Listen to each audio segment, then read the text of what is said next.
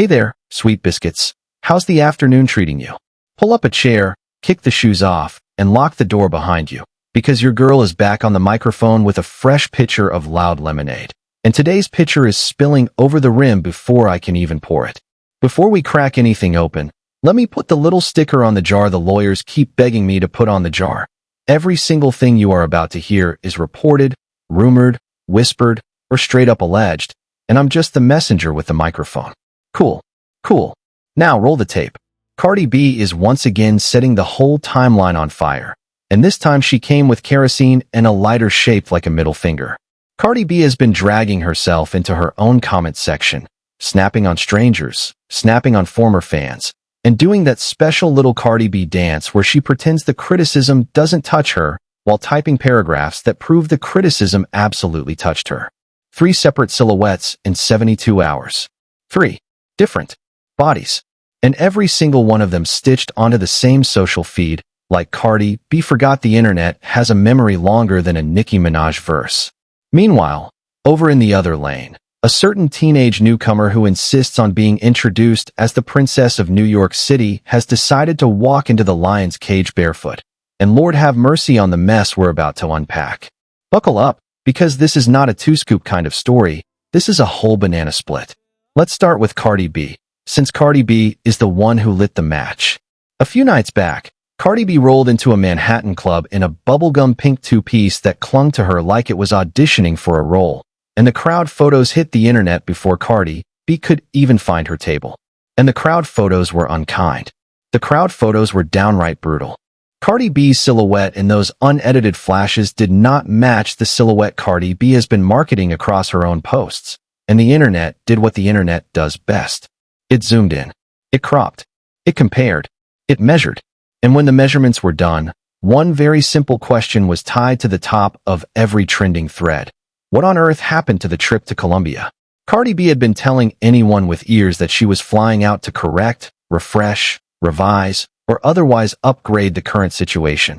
And yet here Cardi B was, weeks later, walking into a nightclub with a hip that looked like it had been assembled by 2 different contractors on 2 different Tuesdays. But that is not even the punchline.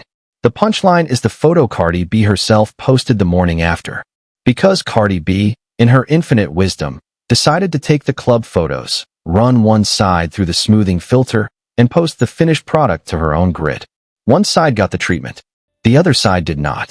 And so the picture that Cardi B chose, curated, and personally uploaded features one hip that has been sculpted with a mouse and one hip that is walking around unedited like it never got the memo. The crowd is going.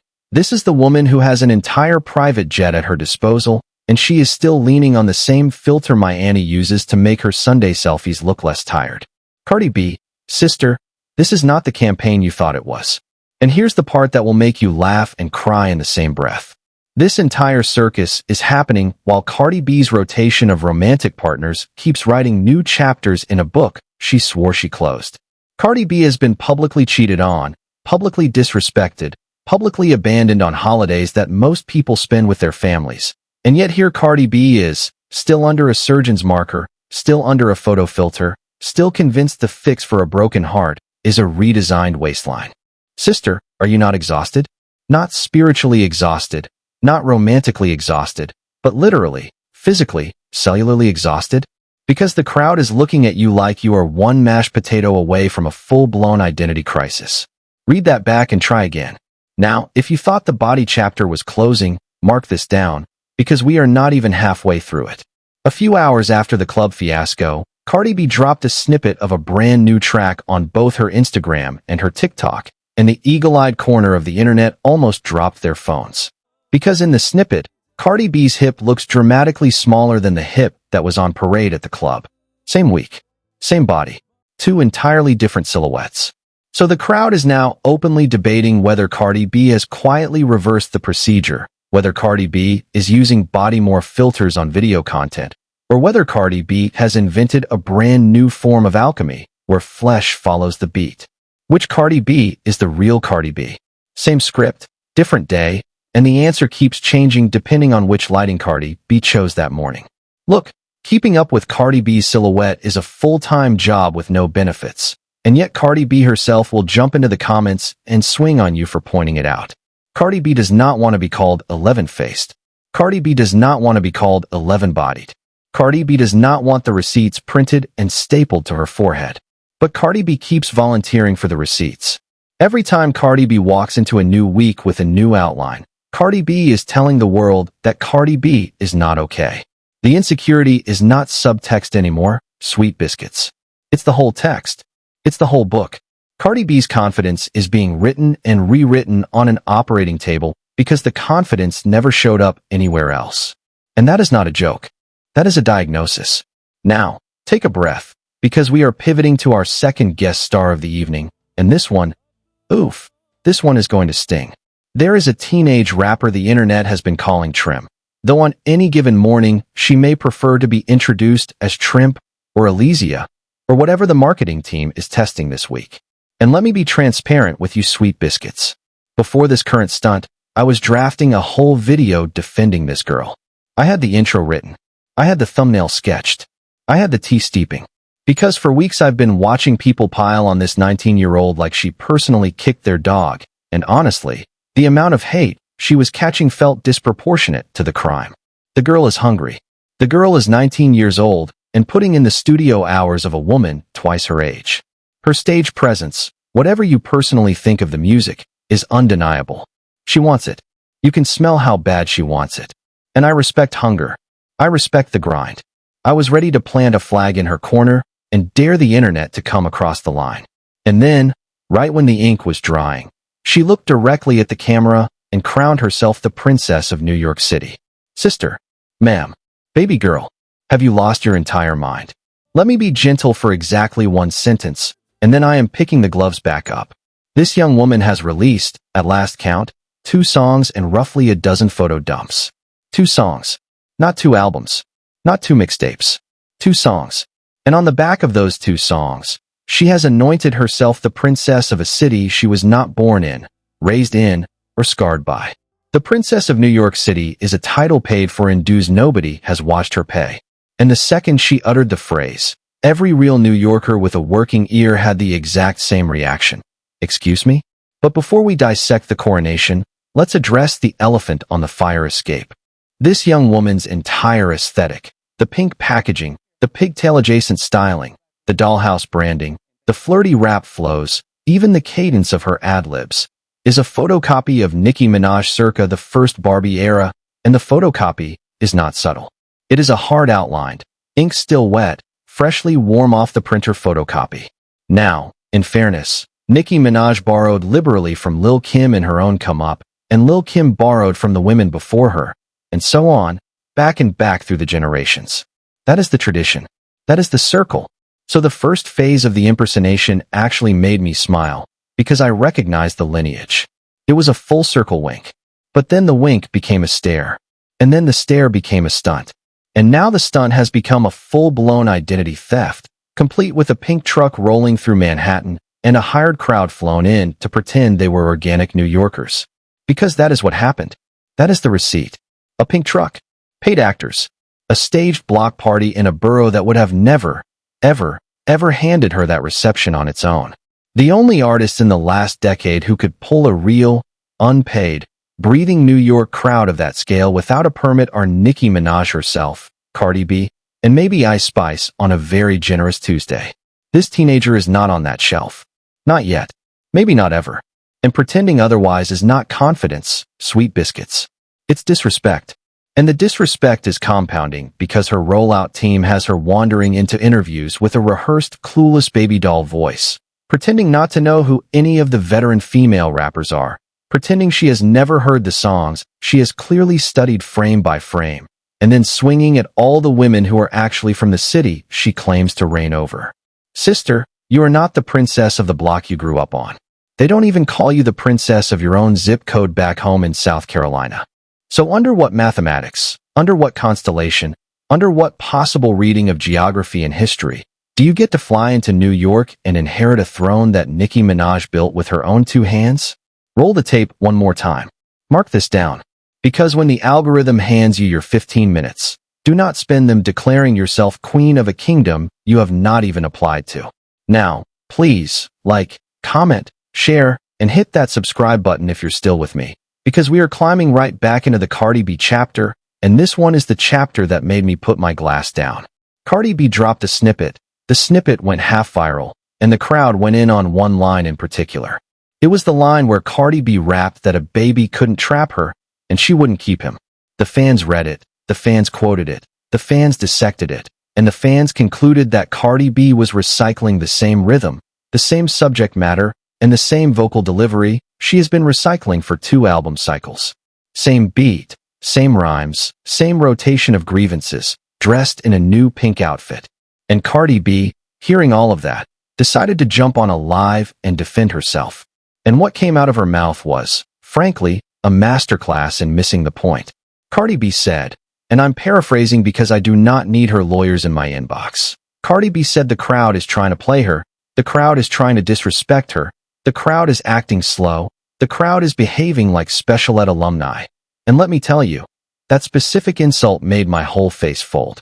Because there is nothing more revealing than a woman with 3 children in her house going on the internet and mocking children in special education. Cardi B did that. Cardi B stood on that. Cardi B tried to sell it as clever. And the crowd is going, ma'am, that is not the win you think it is. Then Cardi B pivoted into what she claims was the true meaning of the lyric. She said the line was aimed at every man who has ever tried to trap her with a pregnancy. She said no man will hold her hostage with a baby. She said she'll pack the baby, the dog, the cat, the keys to the car, and disappear into the sunset. And on paper, sister, on paper, that is a girl boss line. On paper, that is a bumper sticker. On paper, that is an anthem. But we do not live on paper. We live in reality. And reality tells a very different story about how many times Cardi B has been publicly cheated on and stayed. How many times Cardi B has been publicly humiliated and stayed. How many times Cardi B has been left holding an infant on a holiday while the father was 3 cities away, spending it with someone else. That is not a woman who refuses to be trapped. That is a woman who has been trapped, unlocked, walked out the door, and then walked right back inside. Read that back and try again. Here is what unsettles me most about this current Cardi B era. Cardi B keeps trying to normalize the abnormal. Multiple partners across overlapping timelines. Alleged relations with one man while carrying another man's child. The infamous chapter with the artist we are politely calling Blossom, which I refuse to spell out because I like my inbox tidy. And through every one of these headlines, Cardi B has tried to sell the story as empowerment. And listen, I am the last person on earth who wants to police any woman's timeline. Grown women make grown choices. But Cardi B is not a private citizen. Cardi B is a lighthouse.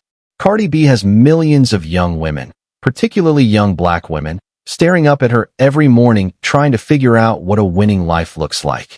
And what Cardi B has been selling them, in track after track and post after post, is that chaos is the same thing as freedom. And chaos is not freedom, sweet biscuits. Chaos is chaos wearing a designer coat. Because let's look at the actual footprint. Cardi B has children who are, at time of recording, still very much in the toddler and infant bracket. Cardi B is out in clubs at hours when those children are asleep in someone else's house. Cardi B is on the internet bragging about the volume of male attention she is receiving while her youngest is still in diapers. And the crowd is not allowed to notice? The crowd is not allowed to raise an eyebrow. Because the moment we do, we're haters, we're bitter, we're jealous, we're a certain other rapper's fan club. No, sister. Some of us are just women who count. And then came the Stefon Diggs chapter, which I am about to walk through slowly because I want you to hear every step. Cardi B publicly took up with a professional athlete while her divorce from her previous husband was still being emotionally ratified in the timeline. The internet applauded. The internet called it revenge. The internet called it healing. And I will admit, in the first week, I understood the appeal. But then the receipts started rolling in. Stefon Diggs has, by all public accounts, half a dozen children with half a dozen different women. 6. Sit with that. 6 other women stood exactly where Cardi B is standing right now. 6 other women were told exactly what Cardi B is being told right now. 6 other women posted the same softlit photos, wore the same jerseys to the same games, and wrote the same captions about a love that finally saw them. And Cardi B, watching all of that history in high definition, still signed up for a seat at the table. Then came the game. The game where Stefon Diggs, in front of stadium lighting and stadium cameras, was seen greeting a previous mother of his children in a way that made every fan account explode. Then came Christmas. The Christmas where Cardi B and the newborn were reportedly at home, while Stefon Diggs was documented in another zip code, celebrating with another family. And then came Chris Brown. Not the singer, the other Chris Brown, the friend, the confidant, the man who quietly stepped away from Stefon Diggs's inner circle and then even more quietly started leaking receipts. Chris Brown allegedly showed the world screenshots of shopping spree Stefon Diggs took him on. Designer bags, designer watches, designer shoes. Money moving between the two of them in volumes that Cardi B, the mother of Stefon Diggs's newest child, allegedly never saw a fraction of. Not a birthday post, not a Christmas post, not a public acknowledgement on any of the calendar's biggest days. Nothing. And still Cardi B keeps releasing music that positions her as the untrappable one, the untouchable one, the one who leaves before she can be left. Cardi B, respectfully, the timeline says the opposite. The timeline says you were the one holding the diaper bag, while everyone else was holding a gift receipt. Now here comes another chapter, this time featuring Maduka Okoye, another athlete, another entanglement, another round of Cardi B lyrics about how nobody can catch her. And the crowd is watching this cycle with the same tired eyes we've been carrying for years, saying the same tired sentence. Sister, sit down. Sister, go to therapy. Sister, invest in a journal and a candle and a licensed professional who has letters after their name. Because whatever Cardi B is medicating with these entanglements is not being treated. It is being decorated. Now, before I climb into the darkest part of the closet, let me stop and say this. Please like, comment, share, tap that subscribe button, and hit the little bell so you never miss a picture of Loud Lemonade again. Because the next few paragraphs are the paragraphs the algorithm does not always want you to see, and I need you locked in with me. There is a corner of the internet that has, for years, whispered that Cardi B did not climb to the top of the female rap food chain on talent alone. That corner has whispered about industry favors. That corner has whispered about occult symbolism scattered across Cardi B's imagery. That corner has whispered about voodoo, about juju, about the kind of nighttime rituals people don't put on their tax returns. And for years I dismissed that corner because I do not like the way that corner talks about women, and I do not like the way that corner uses spiritual language to police black womanhood. But watching Cardi B in the current era, the meltdowns, the surgeries, the erratic partnerships, the increasingly desperate attempts to injure Nicki Minaj by proxy, I have to be honest with you. The whispers are getting harder to ignore. Not because I have proof. I do not have proof, and I would never present speculation as proof. But because the pattern is starting to fit the frame the whispers described. Cardi B did not get to the top of the mountain on her lyrics. Cardi B climbed on cosigns, on features, on strategic silences from powerful men, on a lot of things that do not appear on a Billboard chart. And that is not envy, sweet biscuits. That is math. Compare it, for 1 second, to how Nicki Minaj got there. Nicki Minaj rapped her way onto the map before she ever had a stylist worth naming. Nicki Minaj battled boys on street corners in Queens before the labels came knocking. Nicki Minaj's pen game, Nicki Minaj's cadence, Nicki Minaj's ability to hop from a threatening baritone to a helium chirp inside the same bar. That is not a marketing plan. That is a gift. And the reason no male rapper in the last 2 decades has been able to publicly disrespect Nicki Minaj without receiving instant industry consequences is not because Nicki Minaj bought her invincibility. It is because Nicki Minaj earned it, verse by verse, city by city, until the throne was too heavy for anybody else to lift. Nicki Minaj did not sleep her way into a Grammy conversation. Nicki Minaj rapped her way there. And Cardi B, no matter how many pink outfits and how many new silhouettes and how many new athletes, cannot survive that comparison. The girls know. The boys know. The industry knows. And most importantly, Cardi B knows, which is why every time Nicki Minaj so much as breathes, Cardi B's timeline turns into a bonfire. Which brings us, at last, to the teenage princess of New York City again, because these two stories are the same story wearing different wigs. Both of these women, one 19, one in her 30s, are trying to inherit thrones they did not build. Both of these women are trying to shortcut a legacy that was constructed on hunger, dues, and receipts. And both of these women are being propped up by an industry that will call Nicki Minaj bitter the second Nicki Minaj opens her mouth to correct the record.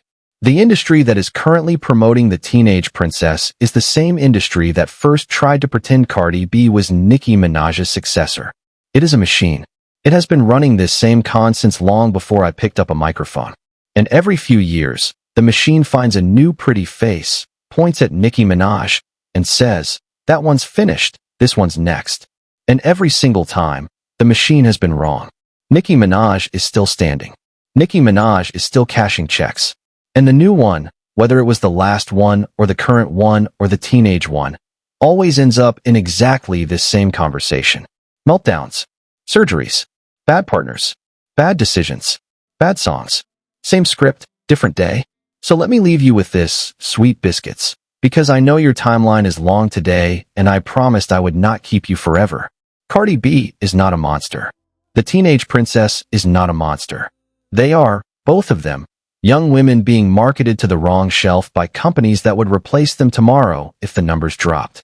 And every choice they are making, from the surgeries to the paid crowds to the tantrums in the comments, is being made under a level of pressure most of us would crumble under in a week. I have compassion for that. I really do. But compassion does not mean silence. Compassion means telling you the truth when the marketing team won't. And the truth is this. Cardi B is at a fork in the road. One path leads to therapy, real motherhood, real art, and a quiet second half of a very loud career. The other path leads to more pink outfits, more mismatched hips, more toxic athletes, more diss records at a woman who has never lost a diss record in her entire life, and eventually, a very public, very sad crash landing. Cardi B, if any part of your team is listening, please pick door number 1. And to the teenage princess of New York City, take that crown off before somebody who actually earned one comes to collect it. Because Nicki Minaj is watching, Cardi B is watching, Ice Spice is watching, and every real New Yorker with a working set of eyes is watching. You have talent. You have hunger. You have a real shot. Do not spend it renting a pink truck and a fake block party. Spend it in the studio, sister. Spend it on the pen. Spend it on the craft. Because the algorithm will hype you for a week, but the pen keeps you for a decade. All right. Sweet biscuits, that is the picture. That is every last drop of the loud lemonade. Tell me in the comments who was more out of pocket this week. Cardi B with the mismatched hips and the special ed jokes, or the teenage princess with the paid parade and the pink truck. Drop your verdict below, tag the friend who owes you money on this exact debate, and tap the bell so the algorithm knows to hand you the next picture the second I pour it. If this one hit different, hit the like, hit the share, hit the subscribe, and I will see you in the next one, because trust me, the next one is already brewing, and it is going to be even louder than this one. Take care of yourselves out there. Count your peace, count your coins, and above all, count the receipts. Bye for now.